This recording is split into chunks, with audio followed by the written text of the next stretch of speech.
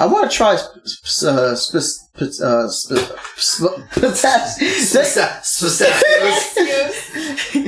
pistachio. There you go.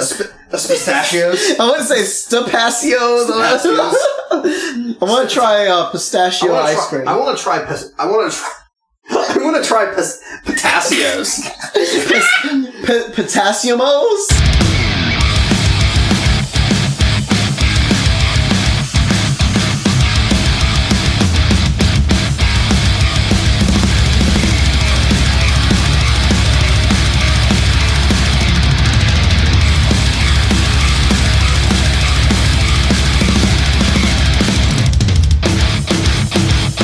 Ladies and gentlemen, boys and girls all around the world, we present to you another ripping edition of the Dan vs. D Sports and Stuff Podcast, DVD, as in DVD player. I'm your player, D with 2 E's, and always by my side is... Dan, with an A-N. Oh yes, Dan, the man he can. So, welcome back, everybody. It's been a while. Where should we begin? It feels like forever. Which was... Just a couple months. That seems to be about our average, honestly. Well, more than a couple months, man. Like... No, it was June 23rd was the last one. For real? Yeah. Okay. We were recapping the NBA Finals. Yeah, and I was just quoting Creed. You were. I was listening to Creed earlier at work, so I was just like, yeah. It's not the first time you quoted that song either, actually. I love that song. But enough of the digression, we're back. We are back. Man. I mean, honestly, I guess since we've last been on, the biggest thing is like NBA free agency, which we'll get to. That free agency. We're gearing up for football season. I don't think we'll do a full NFL preview this episode just because that will take a long time. Yeah, and plus we're still waiting on like a few more like injuries to happen, I guess. Yeah, right, because, you know, people are trying not to get hurt, you know, the whole practice. You know, you got a few like, you're going to always have those few people that have like those season-ending injuries right before they even get to week one and stuff, which is depressing as hell, honestly. Yeah. I always hate that, you know. Someone tears the ACL in practice, and it's just horrible. Yeah, Boogie Cousins tore his ACL in practice. Yeah, that made me sad. What else happened? We are in new decades in our lives now. Both of us. Me last month and him this month. Yeah. Just a few weeks ago, I turned 20 years old. Hard to believe. Man, quit fronting, man. I'm going to wear it as a badge of honor. I turned 30, man. I earned that 30. And I turned 32 months old. I'm actually like 3. Do you need me to like change your diaper or something, man? Nah. No, we are both proud, I guess, trigenarians. Man, an octogenarian would be a 80-year-old, so we would be trigenarians. I'm not rushing for that. No, we're not octogenarians just yet. Good. But, starting to feel like it. Yeah, I definitely feel like still 30. Like I feel that weird thing. Like I'm young enough to like do most things in this world, but like I can't do the things like I used to when I was back when I was 15. Actually, a funny story. When I played, it was like Easter. I think it was Easter, right? And I played basketball with both my younger nephew and cousin, who were like 15. I think my nephew was 14. Are they old enough that they smoked you for the first time? Well, no, I won, but I was sore for like the next like 2 or 3 days playing against people half my age. Wait a couple years when they beat you for the first time. That's when you're going to be like, damn, it's all downhill from here. Man, you know what? And I'll be open to embracing that because at my age, I'm not supposed to keep up with the youth because that's not my job. Like pro ball players. No, fair. So, can you imagine though? Like, if we're at the age now, we are like considered over the hill if we were running backs. I mean, honestly, if we were athletes in general, I mean, that's kind of that's kind of the plateau in like most sports is 30. But prime though in unless you're a pitcher, like in baseball, because like people will play to like 35 or 40. Yeah, but generally speaking, the prime for a baseball player is like 23 through probably 30. So, Man. you know. And we're ancient if we want to get into like, Major League Gaming. The prime of that's like 22 or something. Right, yeah. No, the prime of that I think is like 19. Yeah. Well, I suppose like your twitch muscles don't degenerate quite as much as you get older, or do they? Or I think it's more of like the mind, too. I'm sure that there hasn't been a lot of studying done into that yet, but I'd be curious to see like... Probably more than we think. Yeah, I'd be curious to see, like, as the years go on, if there actually is a point at which these sports athletes age out. Because I remember this one guy, I forgot his name, but he was part of Evil Geniuses, EG, and they called him, like, Old Man Dota. And he, like, they actually finished, I think his group finished, like, second or third in the championships.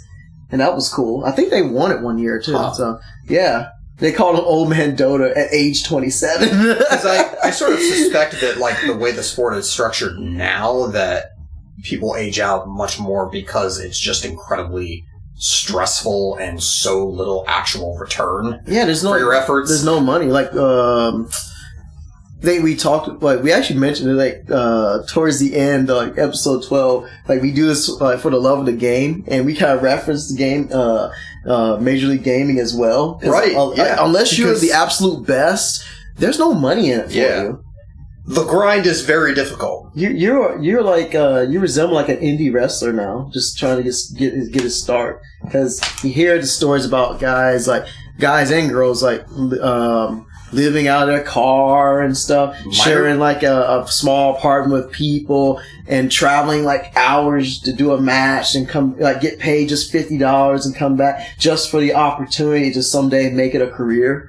No, I mean, look at minor league baseball players who are paid like $12,000 a year or something, for the most part. Obviously, if you're a high draft pick, you get a big signing bonus, and so you're able to live off that for a while. Mm-hmm. But if you're just a guy who got drafted and didn't get a signing bonus, or just signed on, was recruited by somebody, you get paid like $10,000 a year. And it's almost nothing. Is that with or without tax? Without. So you have like 6 guys living in like a 2-bedroom apartment and shit like that. On a lot of, like, honestly, I would bet you a lot of the guys playing for the Clippers here do that. And living off of ramen? I mean, some, like, when you get into, like, unaffiliated ball, like, independent league teams, a lot of times they'll have, like, host families in the city who are literally just, like, wealthy people who live in the city who are just like, I'll let a minor league ball player live with me for a month because they just literally can't afford to pay the players enough to even afford rent. So don't some of these guys even like have like jobs or something too? Most of them do. They go home and they have summer jobs in the off season, or not summer jobs, but like winter jobs in the off season. A lot of times it's like coaching or whatever. The grind is real. Yeah. Anyways, that was sort of a long tangent, so I guess we'll just roll on to our first segment here. Okay. Did I just see what's his name? What? The one in the middle there. Phil Collins? Phil Collins, that's his name. It's Phil Collins. I can hear it coming in the air tonight. I can hear my penis coming in the air tonight. I'm not going to be at that spot to, like, catch that. So, you're on your own, dude. Well, that's the first thing we're cutting. Oh, look, you spelled whiskery. I spelled everything whiskery. So, whiskery. Yes. Yeah, I'm drinking whiskey, by the way. The Clippers.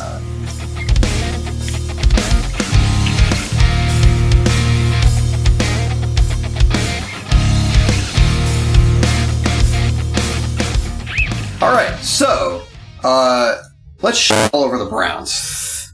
The Browns. That's my take. Okay, so here, I haven't really been watching a whole lot of ESPN, but like, seem like a lot of times I have been lately. I have been seeing them doing these segments are they Super Bowl bound? Are they this and that? And blah, blah, blah, and this and that. And I'm like, when you approached me and said, hey, let's talk about the Browns. Like when you said, like, hey, I want the Browns to not do so hot. I was thinking, like, yeah, let's talk about them. Because here's the deal. NFL hype is probably one of the most dangerous things. Yes. Countless times. How many times have we every year have we had a team get hyped up to oblivion just to fall flat on their face? Think about it. Remember when the Jacksonville Jaguars a couple years back made that surprise run to AFC Championship game and was one quarter away to making it to the Super Bowl? And everyone was like, all right, they're back. And then what happened in the following year? They believed in their own hype and they fell flat on their face. Yes. Remember the 2008 Philadelphia Eagles, the quote-unquote dream team. What happened there? 8-8, no playoffs. Yes. Remember when the Patriots was one game away from immortality, and we were thinking, oh, it's okay. We'll run the table next year.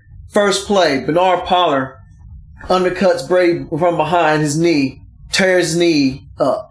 Gone the whole year. No playoffs for the Patriots. And that inexplicably gave Matt Castle an NFL career, so it was a double disaster. Get your money. But what I'm saying is, when you're hyping up teams, football is probably the worst sport to like hype up a team because you're like one bad foot plant on the ground or one bad hit away from your season ending. Because think about it. What if Odell Beckham Jr. gets lost for the year? What if they lose their quarterback in Baker Mayfield? Right. What happens to the team? Well, like, honestly, football is such a high variance sport that, like, what if the Browns just have bad luck in their first 3 games and play well and then just come up a couple inches short each time and are 0-3, you know? That's football. But, so, I'm gonna call somebody out here. The Ringer is a fantastic website, but they are 100% playing on this for clicks. So I'm just going to read you some headlines from The Ringer, and we're going to laugh at them. I'm not liking the title already. So they're literally running. Let's see here. Are these all articles? Yeah. Welcome to Trust the Browns Process Week. So they're literally running articles about the Browns all this week, and it's a little much, people. So, we are recording, right? Yes, we are. Cool. You got a pipe bomb, dude. Go for it. The Browns brought the process to the NFL. Surprisingly, it worked. Did it work? It hasn't worked yet. They haven't posted a winning record yet. Like, the whole point of the process is to win the championship. It's to say it's better to be at the bottom and then at the top to be in the middle. That's the argument. Yeah. The Browns are not at the top. They have not won the championship. If the Browns have a winning record the next 3 years and don't win the Super Bowl, I would still consider this a failure, because if you tank and you're that bad on purpose, then you need to win the championship. That's how you make up for it. Yeah, and here's the thing, like, all this hype is inexplicable. Aren't we like just 2 years removed from them being 0-16? Right. And they're trying to crown these people preseason Super Bowl champions? Get the hell out of here, man. They hadn't even been to the playoffs since, early 2000s? I don't even remember because it's been so long. Yep. And then they won, 6, 7 games last year? Something like that, yeah. Which is much better than what they usually do. They did play well when Mayfield took over, but still, it's like, you can't, just like, there's no guarantee that the 49ers are going to be good with Jimmy G this year. There's no guarantee. You saw him throw an ugly interception that preseason game. So, like, it's just, it's too much, man. We're talking about the Browns here. We're talking about the Browns. One of the most cursed franchises, like, ever. And we're trying to put them into the Super Bowl as if they are like the Patriots. The Patriots are consistent with success. Browns consistent with failure. And all of a sudden, because you get a few good players, now you're going to just kick them up to the stratosphere. They've had talent in the past. They've signed great players in the past. What did that get them? No playoffs, getting spanked by the Steelers twice a year. Like, let's understand, before you put them in the Super Bowl or even in the AFC Championship consideration, why don't we make things more realistic? Like, make the playoffs, I would say, is a successful season. Win your division, okay. If they were hyping up, oh, we're going to win the division, that's cool. Oh, we're going to get into the playoffs, that's cool. But when you're talking about AFC Championship game and you're talking about Super Bowl, that is going into fantasy land. Yeah. Because that means you're hyping yourself up to be as great as the Patriots, as great as the Chiefs. I mean, think about it. If you put that team in the playoffs, can they beat those teams? Can they beat New England? That's what I'm saying. Is their offense good enough? Is Baker Mayfield good enough to work through and a scheme like Bill Belichick's defense? Well, can they outscore the Chiefs? Can they slow down the Chiefs? Can they even still beat the Steelers because they haven't proved they can beat them like twice in a year yet? Well, so that's what I'm saying.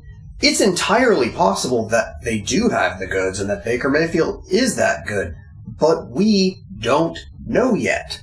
Go win those 11 and 12 games and have a signature playoff win, then call it a success. It is not a success right now. I want to be clear about this. Let's read some more headlines. I don't want to. The great tanking debate. Which GM did a better job? Sashi Brown or Sam Hinkie?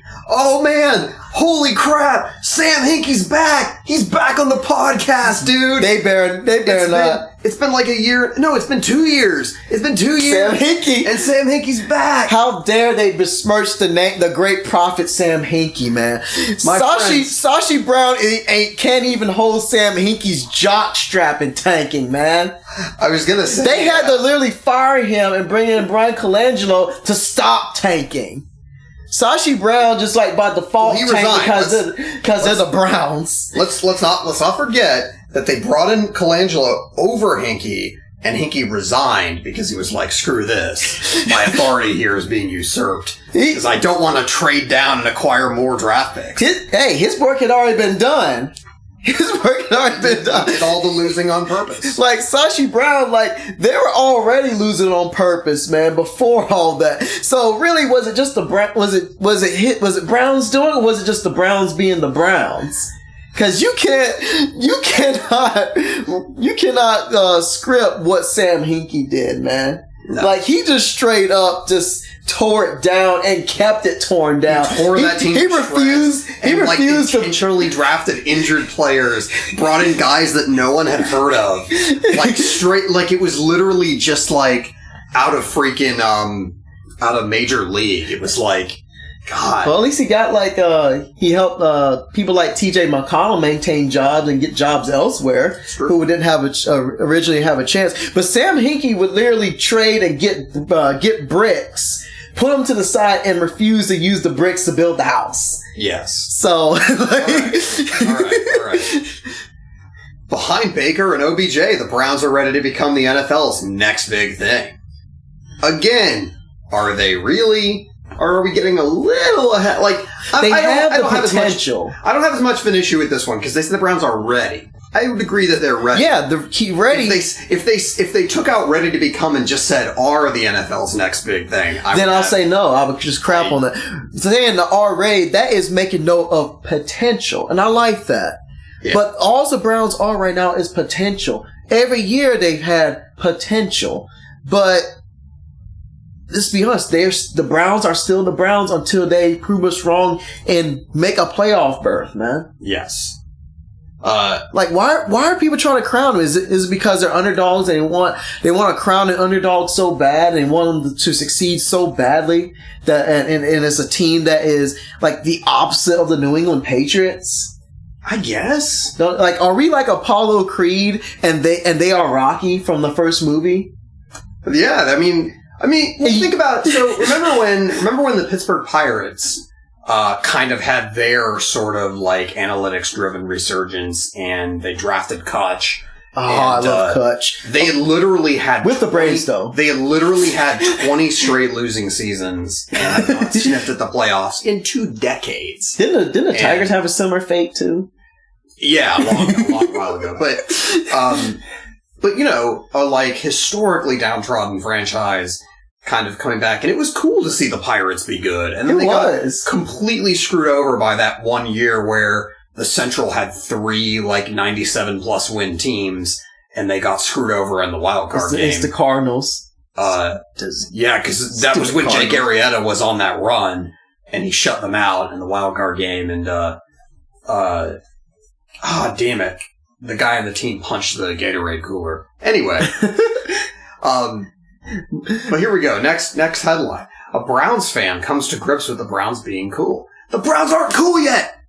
Not cool yet. Win games, then you're cool. Like, wait, are they trying to, like, is being a Cleveland fan trendy? Because that's not, like, that is not the Browns are not a trend that you chase. If you're a true Browns fan, it's a way of life. You don't have to talk about you liking the Browns. You are the Browns. You eat, sleep, and breathe the Browns if you are a true diehard fan. This is like somebody just trying so hard to fit in a party, man. Yeah. Come on. It's like the Browns are already cool if you are a diehard fan, even if they are like disappointing you and whatnot. That is your team, and that is your life. So it's automatically gonna be cool.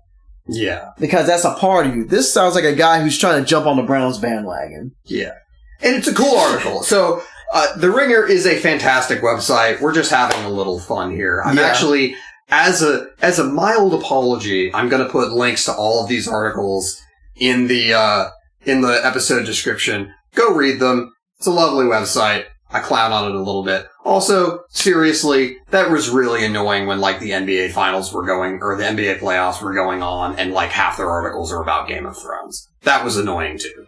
But whatever.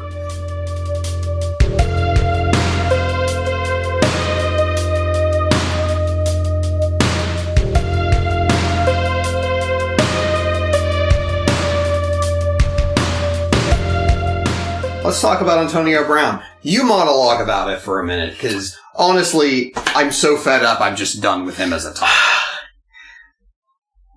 Where do I begin?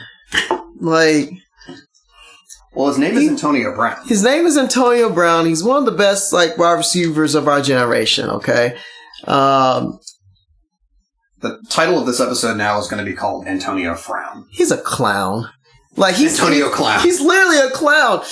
For God's sake, man. He was like cosplaying facial wise, he was cosplaying as the Lorax. When he dyed his beard, his little mustache. Look it up right now. I've seen it. No, has she seen it? Show Shelby. Like Shelby, she's like in the background just chilling with us while we do our thing. You need to show her that. Show her Antonio Brown look like the Lorax, man. It's gonna be a live reaction. Yes, it is. It is horrible, man. This is like add to like the laundry list of problems this guy has. What? Which one you pull up? What? Yes, he's the Lorax. Who told him that was okay? His brain told him that was acceptable. His brain told him to do that. No, exactly. His brain is wrong. His brain is wrong, and just like how wrong it is when he gave himself a nickname. And you know what that nickname was? He called himself Mr. Big Chest. He's a wide receiver. He's not like a bodybuilder. His chest ain't all that big. I mean, it's probably bigger compared to me, or a regular civilian. But he nicknamed himself Mr. Big Chest. How lame of a nickname is that? Mr. Big Chest. Now, I mean, if I inexplicably got a boob job, you could call me Mr. Big Chest. sounds about as bad as like Le'Veon Bell's like hip hop album. Yeah. Yo, Mr. Big Chest, that sounds just about as bad as Le'Veon Bell's hip hop album. Oh my god, that was a thing, wasn't it? Yes, he has an album. Dude, you know what we should do? We should track it down and review it. I don't think you have to go far. I think you just gotta look on YouTube. I don't think I want to listen to it because I don't want my ears to bleed. I mean, come on, dude. You know that like this is our shtick is terrible, horrible thing. I mean, I heard like a song, I think a snippet of a song of him while he had like a compilation of him working out in training camp. And I was just like, and I just turned to like my girlfriend. I was like, yeah, this is horrible. And she agreed. I was like, no, don't search Le'Veon Bell. This is about, this is about Mr. Big Chest. No, we're doing it. We're doing it. Even Luther Vandross is like about to laugh at this. My internet won't cooperate. It's so horrible. Is it this? I don't know. He has like a couple music Juice videos. Le'Veon Bell.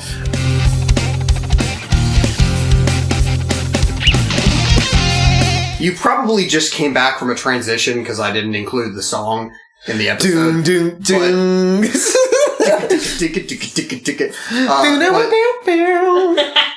But Dee and I just, apropos of nothing, decided to go and appreciate some of Le'Veon Bell's hip-hop career, and oh man. You know what? Antonio Brown don't sound too bad. At least he's entertaining.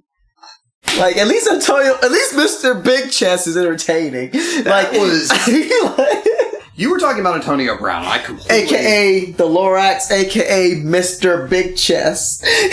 Yeah, what the kind of nickname is that? Like, I remember Your Name Tree was like, what the hell kind of nickname is that? That you just said. Yeah. And he is a Steeler fan. Can you imagine being a Steeler fan with the dismantling and the melting of this team? They just disintegrated with their own personalities. That got taken apart because it drastically underperformed every year. Le'Veon smoking weed and holding out because he thought he was worth more than that. And then he ended up taking like, not a modest deal with the Jets.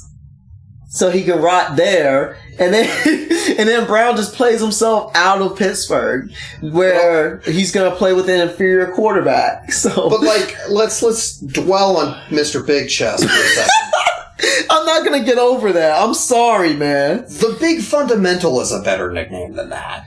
And he got 5 championships. Yeah. No, he's really good. Tim Duncan is going to be a legend with no asterisk. Antonio Brown's going to be one of the greatest.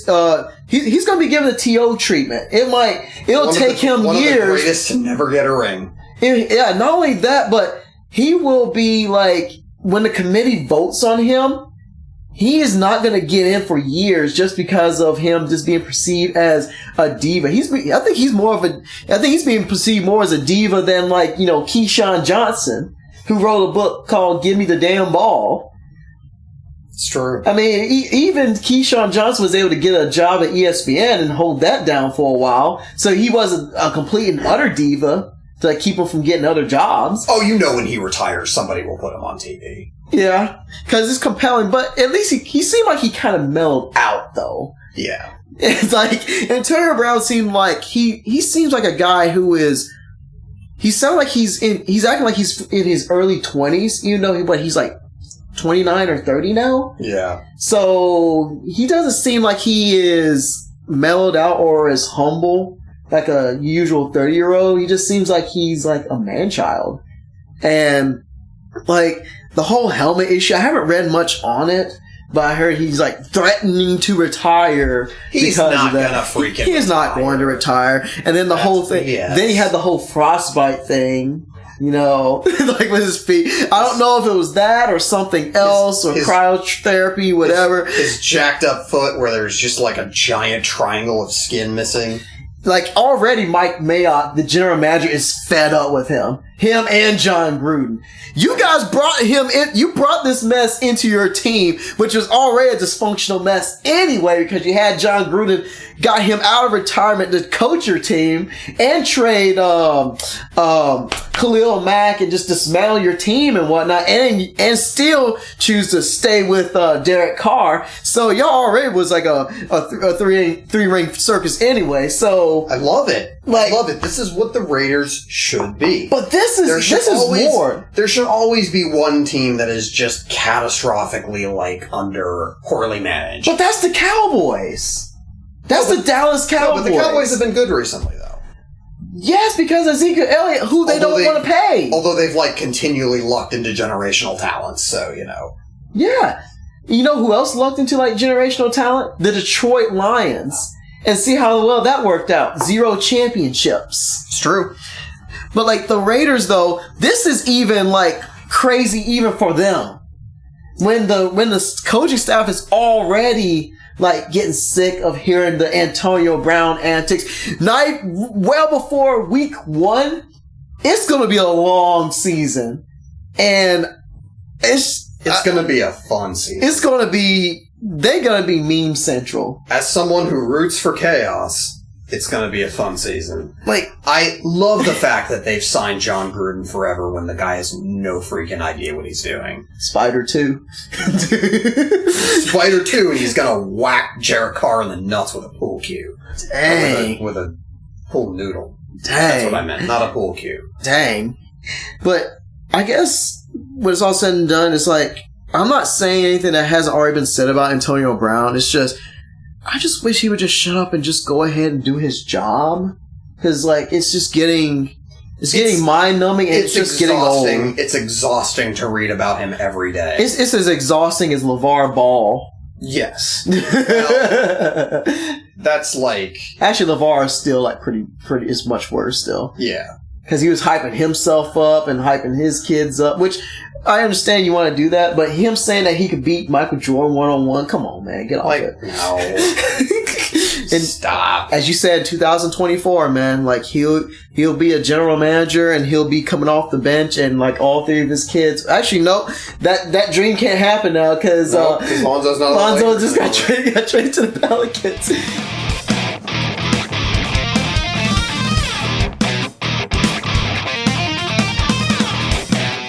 Let's talk about NBA free agency, which is basically just going to cover the rest of these topics because we're going to get to all of these teams. Okay.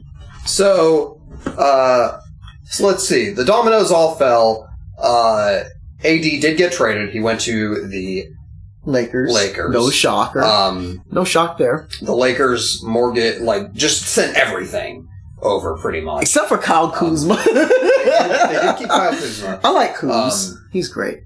They signed Boogie Cousins, who then tore his ACL. Can't predict that. So now they have no center. AD does not want to play center. He does not want to be considered a center. They're debating on getting Dwight Howard. And we know how that happened, how that worked out the first time around. I want it. I want the chaos, man. Give me all of the chaos. Talk about a waste of talent. Dwight Howard. He was he was considered as one of the best centers, in the league. Now he's disposable. I mean, I think he also came along at the exact wrong time, and that his career started when his skill set was highly valued, and then over the course of his career, the league has transitioned away from players like him. But even if that makes sense. Yeah, that is true. Also, it does not help that he's a locker room cancer. Nobody wants anything to do with him. No one don't even want to give him a chance. By all accounts, literally no one wants to go. Charlotte didn't even want him. Yep. Charlotte didn't even want him. Do you know how bad that is? The Hawks didn't want him. He's bounced around on every bad team in the last few years. Yeah, it's so sad. Man. And he was the centerpiece of a great team. The Orlando Magic. In his early years, yeah. That was a fun team to watch. By the way, I didn't realize this at the time, but that team that made the finals with Hito Turkoglu and all those guys. Rashard Lewis. And Rashard Lewis, that team was actually kind of a pioneer of this style of mostly shooting threes and dunks. Threes, dunks, and free throws. So were they ahead of their time? Yeah. Yeah. And I think that was sort of the pop theory at the time for why they couldn't win it all was that they shot too many threes. They shot too many threes, which is just stupid. But. Well, the only thing is, all you gotta do is just hit a few more than you miss. Hit a few more of those that would have been misses, and then you become the Warriors. Right. Or, don't miss 27 threes in a row in a like playoff game. You're never going to let that go, are you? Don't freaking do that. You're not going to let that go, are you? I mean, bro, like the statistical likelihood. You've never said bro like that. That's cool. Bro. B-Row. There's a wrestler named Matt Riddle. He's known as the original bro, and he says bro. He honestly looks like our friend Moser. Like if he was like a hippie and also like an MMA fighter. I like it. Yeah, I know, right? But all I'm saying is the statistical likelihood of that happening is like it's astronomical, and it happened. Like, probably it would take some doing for you and I to miss 27. 27 threes, sentences and predicates, subjects and predicates, man. More than a small amount of whiskey has been consumed tonight. I'm just gonna say what the hell was I saying? It was just the odds were astronomical for the Rockets to miss 27 threes in a row, and they did. That's what I was trying to say. That is so ridiculously out of the realm. Like, I don't even know. You can't even correct for that as like a general manager. Like, it just happened, and it's not terrible, but it absolutely did cost them a championship. But what the hell are you going to do, man? Did a fan like walk under a ladder or step on a mirror or something? Something had to happen, because I mean, I probably could miss that many because like, hey, millions of people are watching me, so I'll probably get nervous. But but missing that many though, I could hit one out of like 27. I think. I hate to say it. I know we're transitioning to the Rockets. So the Rockets acquired Russell Westbrook because the other domino that fell. Actually, yeah, I guess we have to go. We gotta go to the unfortunate team first. The Thunder, referencing back, and I recently listened to. But go ahead. Well, so hold on. So Kawhi Leonard kind of dragged out his free agency for a while, and basically, like the fucking OG that he is, used it as leverage to force the Clippers to trade all those draft picks to get Paul George. Because, I mean, did he ever explicitly say this to them? Probably not, but I'm sure somehow made it known to the powers that be in the Clippers organization that, I want somebody else really good to play with if I'm going to come here.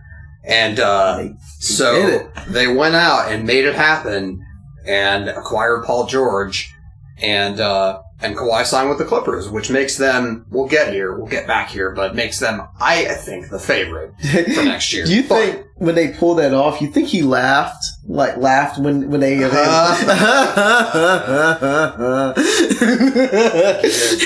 Kawhi Leonard, alien being from another world, piloting his flesh suit. I always knew something about that was strange about him. He's like Men in Black. Yep. The Men in Black. But, nobody wants to play for the Thunder. I was listening over episode 12, how we were talking about how Paul George wanted to stay and like play and like help. Maybe and someday it was a terrible idea for him to stay. Well, and it ended up becoming a terrible idea for like the Thunder because they didn't have them. Well, actually, they turned them to draft picks. And stuff. They got lots of draft picks, but like, let's look back. They lost Russ too. So it's not nearly lamented as much as the Steelers, but so the Thunder at one point had Kevin Durant, James Harden, and Russell Westbrook, and all in Serge Ibaka. Don't forget him. But I mean, he was an all-star forward. But those three were head and shoulders above Serge Ibaka, even in his prime. But keep in mind, don't sleep on him, though. He helped Toronto win that championship, too. But you're correct. Good player. Yes. But the point is, they had all three of those guys on the roster and they blew at the same time. And that team, how on earth did that team not dominate? Like, they were good. They were just young. And the Durant and Russ version of that team made the finals at one point and got blitzed by the Heat.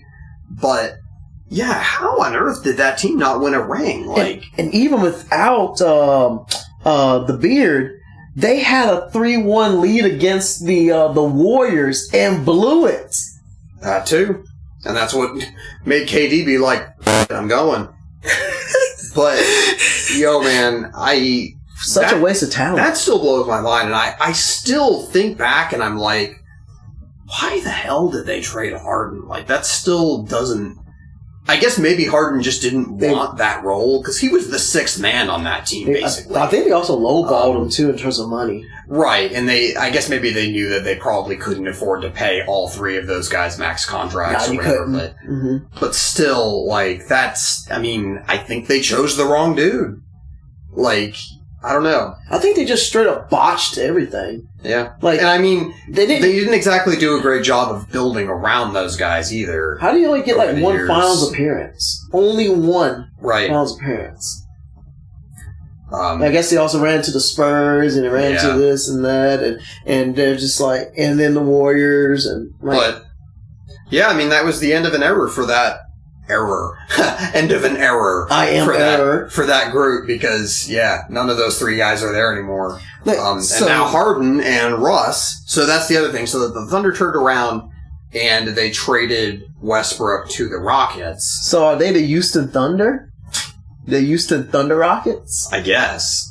So now you have this weird thing where you have Russ and his inefficient shot making, along with Harden, Mr. Morey-ball, and with who's all free throws and threes, and no Chris Paul. And they managed to unload Chris Paul as well. They unloaded him so he can rot somewhere now. And I am so bummed. I'm so sad for Chris Paul. I'm so bummed because I loved those. I know those commercials were only around for 1 year, but we named an episode after that ad, dude. And Chris Paul's had those commercials for a few years now. Well, yeah, and he'll have other guys on his new team to make those commercials. Yeah, he's had them for years. But those commercials are no more, man. No more Trevor Ariza, no more Harden, no more, And it makes me sad, like, I created a song as an interlude for that episode, and I named that song James Harden's Face.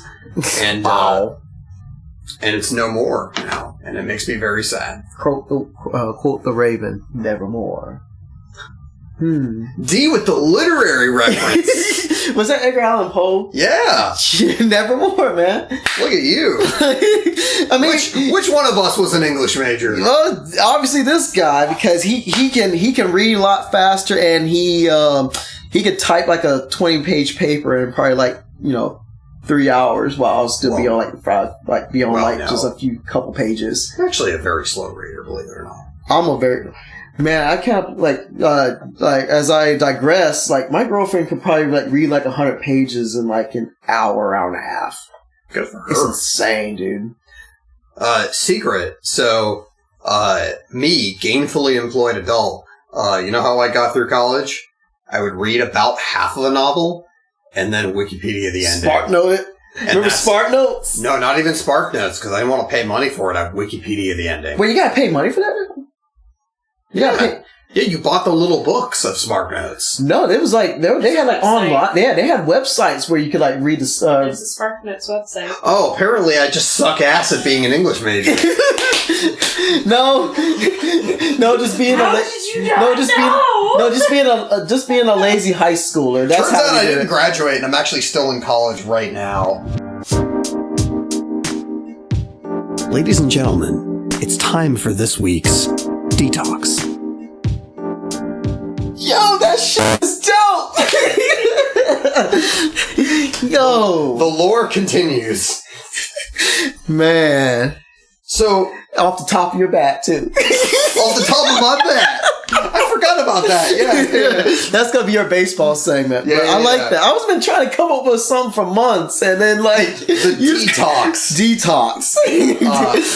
So rewind it. What is the subject of this week's detox? Well, for our subject, it's going to be time and healing. Now, for me, this is a personal subject matter. Not just for me, but people I have I've been close to over the years and in my life, and seeing them going through their lives. In case listeners don't know, I have stated on the record before, My dad did pass away, years ago, like while I was in college. And it's hard to believe that last month, it was 8 years since he had been gone. 8 years. And really? Yes. 2011? Yes. And it's 2019. And when I talk about time and healing, like, time takes healing and healing takes time. And for me, the first year was definitely one of the hardest years. Is the hardest year I ever had to go through in my life, because all the things like I took for granted of him just being there, he was no longer there, and and that really, really sucked. Then year 2 rolled around. It's still sore and everything, but it became a little bit easier. Like those subsequent Christmases, Thanksgivings, all those holidays, where every time when his birthday came up, or when my birthday came up and him not being there, as time got progressed and moved forward, the less and less sad I felt, and the less and less pain I felt. And me trying to press on while keeping him my memories and stuff, and just carrying on his legacy, but also continuing to live my life, seemed like now those years have melted away, and fast forward, bam, it's 8 years. And I can say that I'm like my most healed I've ever been, like in terms of getting over that. As I was telling you, that pain never really goes away, but it is what you choose to do with that pain. And if you give it enough time and enough attention to be like, okay, yes, I acknowledge I'm sad, but I want to take this feeling here and I want to turn it into something else. Or I want to use this as fuel to progress into my future. That pain becomes less and less when you don't hold on to it like that, hold on so tight, and you just let the healing do its magic with letting time go by. And I've lost a lot of relatives, and time has been. It's hard to believe like so much time has gone by, and now there's maybe a little void there, but at the same time, I don't worry too much about that, because I think about the memories; those are great, and I don't feel I feel less grief, I feel a lot less pain.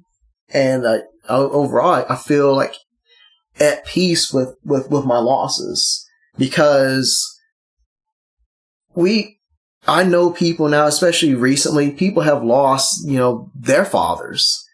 So honestly, what seemed like a curse to me is actually kind of a blessing, because it got me out of his shadow and allowed me to start thinking about and actually working on being my own man, first off. And two, I can kind of be a motivator, or at least be an example of people who are going through experiencing the similar pain that I have. Seeing people freshly experience that type of pain I experienced 8 years ago. It's fascinating. It's also sad, but at the same time, I feel good in a way, because I've been there. And whenever people are ready, and if they need someone to talk to, I'm glad to be that. Because all that experience stuff made me stronger. And what I want to do with that experience is knowledge and wisdom. I want to spread that to people who need it at the right time. Only when they seek it out. I'm not going to force people to accept it or try to seek people out, but I'm prepared and ready at any time to spread my knowledge and my experience to help my fellow man out, to help people who have lost parents, and to help them through their times and during their moments of grief. because it's really tough. But to go through the stuff I've gone through, I feel much stronger, and it wouldn't have been possible if I didn't take the time to process it and just let time go on, acknowledge it being there, but not letting it define me. Because there's people I know who never took the time to heal and are still hanging on to like a grudge, or there's something still holding them back from like moving forward. And you can just see it. It takes time to heal if, they're no longer in your life, whether it's in death or breakups. To me, it sucks, especially if you've known somebody for a while and they're no longer there. I just say for people who are going through that type of stuff, now, for my experience of people who used to be there and who no longer are here, just allow yourself to hurt, but also allow yourself to let go of some of that anger, or let go of some of that anxiety or those negative feelings, and let yourself and let the time heal you.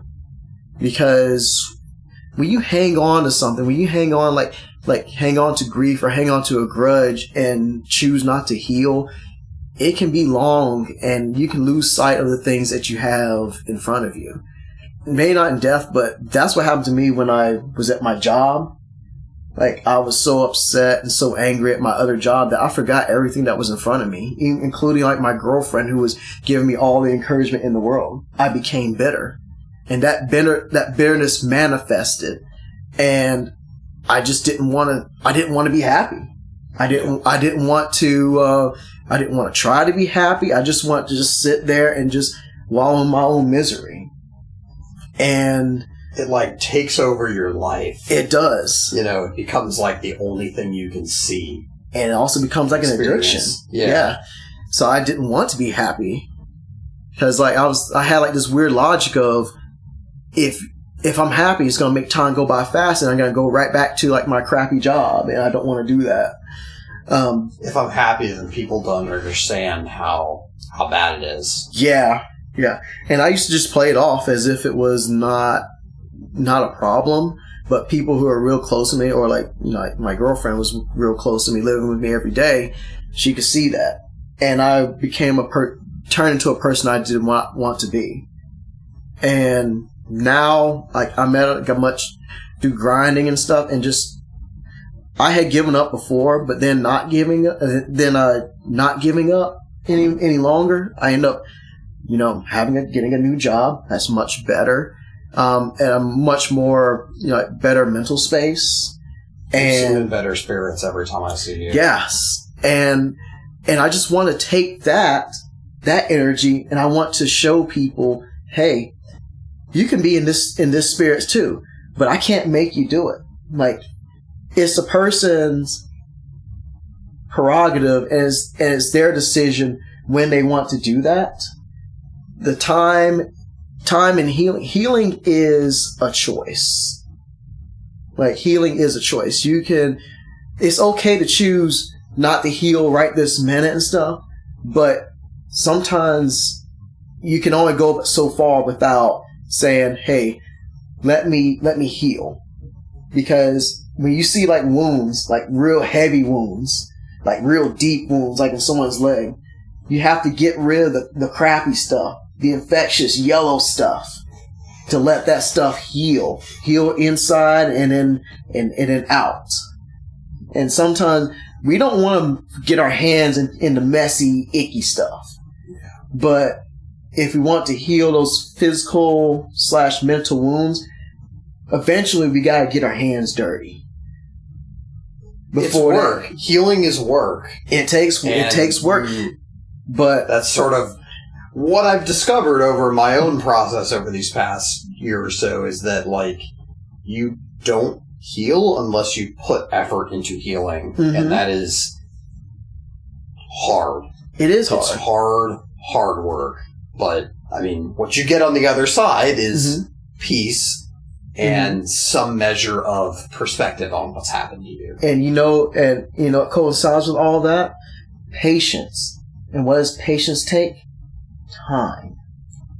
For people who are going through tough stuff right now, who have lost loved ones, who suffered through breakups or had any type of like physical or mental loss, my encouragement is, don't be afraid to feel grief. Don't be afraid to be angry, but give yourself time for those negative emotions, because that actually is positive. That yields positive results instead of just holding it in. But I do encourage people to one day take that time to decide when you want to heal, because you create your own ceiling, and you can only go but so far when you don't choose to tackle certain things, like those deep rooted issues. But once you do, it can open a whole new world. But I can't make people do it, and I can only just speak from my personal experience. I'm not a dictator. I'm not going to say, hey, you need to do this or else. So I can't really judge about, hey, I would do this or hey, I would do that. If I could do that, I'd be winning Nobel Peace Prizes. But human nature does not work that way.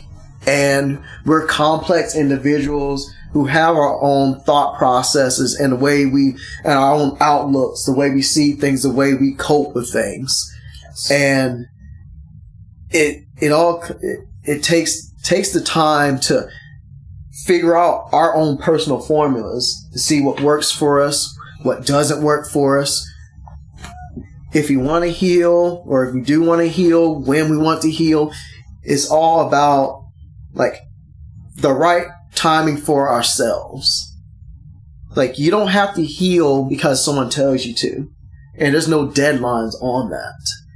The key is you wanting to heal and want to allow the time for you to heal and to move forward. And that allows, as Dan said, the work to be processed and to come through to build yourself up. So it doesn't happen unless you allow it to happen. Mm-hmm. And frankly, at least in my case, put effort in. Yeah, it's like an oven cooking on 350 versus a microwave. You want things to get heated up and cooked thoroughly. That's our hearts, minds, and spirits.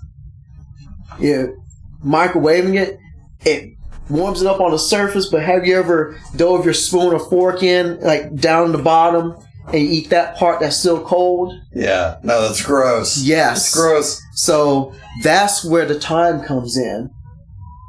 That healing is that proper heating of all your food. Yeah. To make it delicious. And you want to make your life delicious. That's putting in the slow heated work and the time and just giving yourself a chance. That's where the healing part comes in. Yes. Giving yourself a chance to heal and allowing yourself the time to heal. And I think with people going through stuff like that, it's really hard because people want to get over things now, or maybe some people just don't want to get over things at all. But for me, I can understand where people are coming from. I might not be able to understand exactly, but I can understand some of those symptoms. And just from one person to whoever is listening, I just want to say, you guys who are going through a hard time, I'm praying for you guys, for your strength, in your physical, mental, and spiritual strength, that you guys will find a way out of your situation and move forward and press on. And that I believe in you guys, and don't give up. Don't give up. Even when it seems like all hope is lost, don't give up. Because you got people that's rooting for you. If you don't have anyone else rooting for you, just let you know, D with 2 E's from this Danvers D Sports Stuff podcast is is at your corner rooting for you.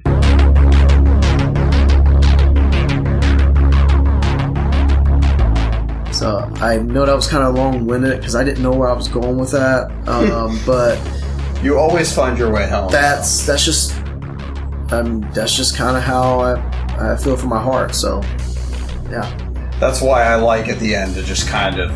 It's funny that was never a planned thing. That was just a thing you did in like the beginning episodes, and then it kind of became a thing. And then I was just like, you know what? I kind of like just like opening up some time for you to just speak from the heart, because you just always seem to kind of find a thread and then follow it to its conclusion. And it's always lovely to listen to, my friend. I appreciate that, man. Seems so trite to just wrap up from there, but same to all of you. You know, we've all had our things over the years. I know I certainly have, but we're both rooting for you, and I hope that you've gotten some chuckles and some smiles and maybe even some catharsis from our recording here today. Take care, all of you. It's been a fun. Yes, and you know you always gotta sit out your line, right? Of course. I wish I could just hug you all, but I'm not gonna. But someday he will. Yes, all of you, every single one of you.